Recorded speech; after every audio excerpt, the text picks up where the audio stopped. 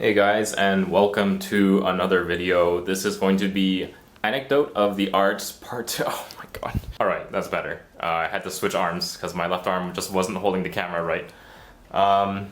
As you can see, I am not in my room or in my booth. I am in a hotel room in China. And that means we are going to be recording in a less than ideal setup, but hopefully it's not too distracting. My microphone, my recording device, my Zoom recorder, and my headphones. And we are set up kind of like in the closet, so I have a little bit of sound dampening. There are a lot of anecdotes to get through, so I'm expecting this to be maybe the second of 4 parts, let's say 4 for now, plus Thelamas, which are as of yet not unlocked yet. So there's probably going to be a total of 5 parts to Anecdotes of the Arts, but trying to keep the videos mostly thematic. And I know I said I wouldn't do these like super long intros anymore, but I guess it's a special circumstances. Just wanted to show you what we're working with here, and before my arm gives out, I present to you Anecdotes of the Arts Part 2. Baiji, Seal Inscriptions of the Seven Shus. Here lies the blueprint of the malefactors, the Shus command, divine scribes. Witnessed by stars, their names resound.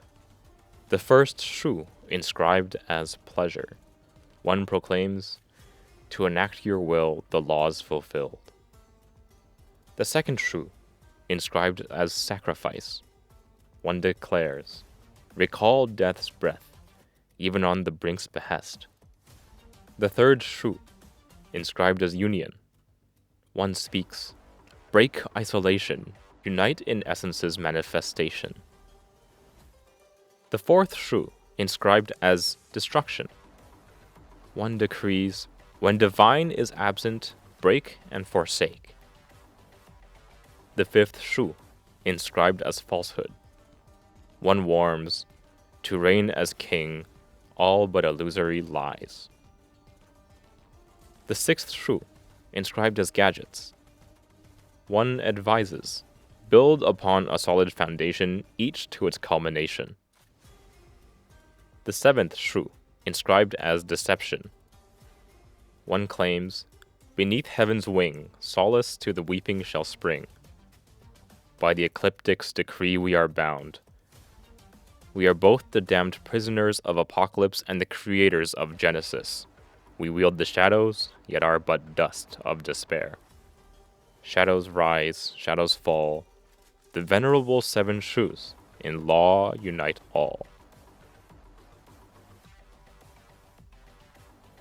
Songque, what a small world. When they found the celebrity guru Songque, she was lounging in the comfiest chair within a few kilometers. They say it was a skill she picked up from some animal, one that allowed her to sniff out the coziest spot in the room. But most times, it was less about coziness and more about survival. She knew the deal. The coziest spot was never the most conspicuous one. And right now, a man usually described as classy was being escorted here by his servants. Funnily enough, he always stuck out like a sore thumb. I suppose you must be Master Songque. I don't owe you money, do I? The girl sounded relaxed. Too many folks are like that, so it's hard to keep track. So, I'm the reason your wife left. That too much? We've never met before. Why didn't you say so earlier? What can I do for you? Can't cure you, but I can read your grave's feng shui. Not at all. I've long accepted there's no cure for me. But coincidentally, I purchased a talisman water blessed by you. They say it wards off the shadow calamity and works only if you believe.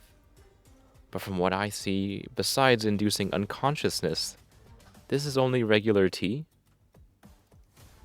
My patron, you got it all! The girl stood up, ready to reassume her carefully maintained demeanor the moment she turned around. Maintaining the image was second nature to her. And so she saw the man was surrounded by over 40 servants. Right, good for you. Now tell me it worked as expected? Maintaining the image was necessary for her profession, but reading the room was necessary for her survival. It does. An unconscious person cannot feel fear. Given the nature of the shadow calamity, I will admit this is a quick fix.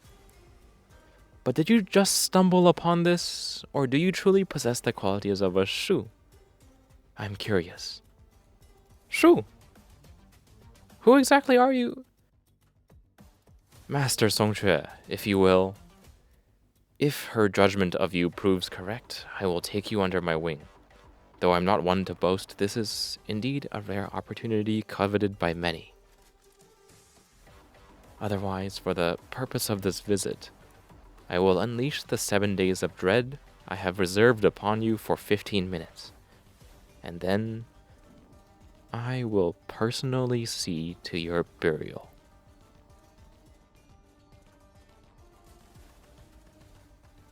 Ajita, Fragment of 8 Consciousness. Here, come in, watch your step. There's quite a pile of bottles and jars at the entrance. Sorry about that. Haven't cleaned up in who knows how long. Try not to break anything, even though they're not worth much, it's still a hassle to clean up. What's wrong? I thought people dealing with props like you would have more to say when you entered the storage room. Well, I did have an idea of what it might look like here, but the reality exceeded my expectations. Ajita, are you sure this is just one of your storage rooms? More accurately, it's the ground floor of one of my storage rooms. The staircase should be about 10 meters ahead. But compared to the treasures in your organization's warehouse, what I have here is just flashy but not substantial, right? At least there's no difference in appearance. I'm used to pulling explosive shadow spheres out of vases or hypnotizing people with incense burners. Those inventors in that organization must have some strange taste. So, are you really planning to abandon this place? Along with all the collections? Yeah, what's so strange about that? Isn't the essence of a merchant's work to make items circulate? Yes, but merchants also need to profit, and yet you let people take away all the collections for free. Moreover, you should be called a collector more than anything. Of course, I have profits to gain, saving on storage fees for the space of the collection room, and most importantly, the opportunity to rebuild the artifacts. Yes, all of them. Starting from scratch, rebuilding all the artifacts. Only that way, I have the chance to shatter my own soul and fuse it into each artifact. I used to think you were just joking. And now? Now I think you're mad. Oh, I'm truly flattered. Well, I believe I simply acted rationally and chose the most efficient approach. Aren't merchants all about efficiency? The truths that make up the world aren't actually that complicated.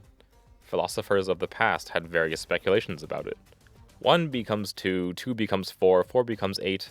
As long as you define the initial number, it's easy to expand into infinite realms. The key lies in 2 things: the initial number and the infinite expansion. Fortunately, neither of them is a problem for me. As long as there's enough time, items can eventually encounter infinite situations through long-term circulation. Of course, starting with a larger initial number exponentially saves total time. So, by dispersing one consciousness into as many items as possible, assigning them different missions and purposes, and then letting them circulate in the world, we can gather comprehensive knowledge and experience from all aspects in the shortest time possible, approaching any subject I seek to explore. If the goal is not truly infinite, then no matter how large it may seem, it can eventually be approached at an increasingly faster rate from the moment of dispersion. Isn't it a perfect plan to make the most of one's advantages? But shattering the soul, how exactly would you do that? And even if you could succeed, what's the difference between a body without a soul and death? As for the former, you don't need to worry about it. I've already found a perfect solution. As for the latter, once all the artifacts are gathered again someday and the fragments are reassembled, my consciousness will naturally be restored. Doesn't that seem exciting? Alright, let's get back to the original topic. Lantern, would you be willing to take over the collection here while I'm away? Well, since you said you won't take a penny, then if I sell them all back to you right away, what would you say? I've been owing you for over 2 millennia. How many years of debt could that cover?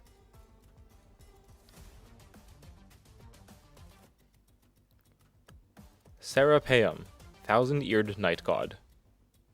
The pilgrim shook off the disrespectful thoughts, approached the door with hesitant steps, and gently placed his luggage down. In sequence, he took out a shawl, a small vial of pale powder, and a half-cut fresh twig, tools rumored to help traverse fog and barriers. Yet, before he could use them, the destination revealed itself. No fog, no barriers, just a modest library standing alone under the moonlight. The pilgrim was no gambler, at least not half a year ago. Back then, he would never have spent his last savings on these dubious tools and books. But in just 6 months, calamities and disasters had destroyed his career, family, and faith. Reason couldn't help him find the bodies of his wife and children, nor could empathy guide him back to a normal life. He became just another number among countless victims lost in the crowd of statistics, feeling no empathy, only the chilling indifference of the currents threatening to drown him. Until a rumor caught his attention: union. From that day on, he devoted all remaining strength to seeking the deity of union. He gathered every rumor, every whisper. Thousand-eared night god is the savior who dispels shadow calamities and the true connection of souls. He tried every means possible. Some became followers, some ventured to the sacred site, but now all seemed to have vanished without a trace beyond his reach. Perhaps it was all in vain, but he had no other option but to press on. Unexpectedly, just as his faith began to waver, the rumored structure appeared before his eyes. Oddly, despite being in Langqiu, it seemed rarely visited in the past. Since entering the area for miles around, he hadn't sensed any trace of human activity. Following the instructions in the book, he reached the front gate of the library and softly uttered his prayers. Take away my fears. Dispel all shadows. Grant me true union. With a hand he pushed the door, feeling the damp touch of the wooden surface. The door swung open. Perhaps it was already ajar. Then he faintly heard the sound of breathing. On the other side of the door, there was only pitch darkness. Moments ago, there was clearly the moon above, but now it was obscured by shadows. He felt it. The countless eyes staring at him, the myriad of breaths swirling around him. He opened his mouth, and the air was drawn in by countless throats. He sweat, and the temperature rose with the dilation of tens of thousands of pores. But there was no breath of life. Besides himself, he felt no presence of any living being. Or perhaps he felt the presence of countless versions of himself. At that moment, he understood. He let out a silent yet agonizing howl that reverberated through the library. Then he burst out of the door, fleeing in the direction he came from. Behind him, all that remained were the traces left by the rumored thousand-eared night god. Yet, no matter how you looked at it, it was just another ordinary library. Litost, castling. Duanigo was nursing a grudge. Safrale, Scudder. After narrowly escaping their pursuit once again, it bitterly etched these two names into memory. Despite its current flight being a matter of its very nature, it decided to unleash its fury on Litost. Was it really necessary to come to a place like this? Ultimately, they're just two mortals. Can't we deal with them once and for all? Indeed, they're just two mortals. But antagonizing the organization behind them is unnecessary. Besides, they're just doing their duty because you are born as their mortal enemy. What, you treat me like some insignificant 10 cessations of the shadows? Of course not. I still remember our first encounter, or that aura of yours. When I was still imprisoned deep in the dungeons, I once read about mythical creatures from ancient times, conjured by the imaginations of humans. But even with the most skilled wordsmith, the fear they depicted pales in comparison to yours. While the 10 cessations of the shadows may be perilous to ordinary folks, they can't hold a candle to you. Great, that's all you need to know. But that's also the question that has eluded me. If you are so extraordinary, possessing the nature to destroy everything, then why did you indeed comply when I asked you to flee from two vastly weaker individuals? That's because Duoniga began to wag its tail, then fell silent for a long time, unable to finish the sentence.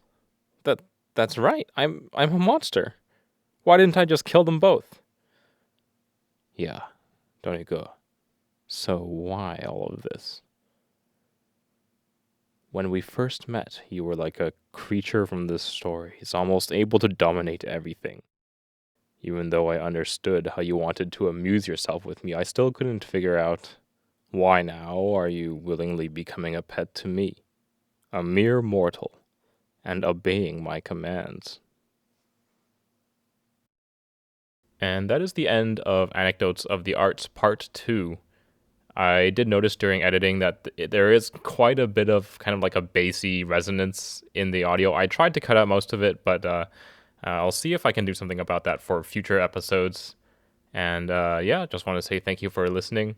I know it's been a little bit delayed, but I was on a bit of a short notice business trip. Hopefully we'll get back on schedule doing about one a week while I'm out here in China.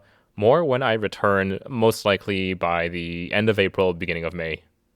So yeah, I'll see you soon.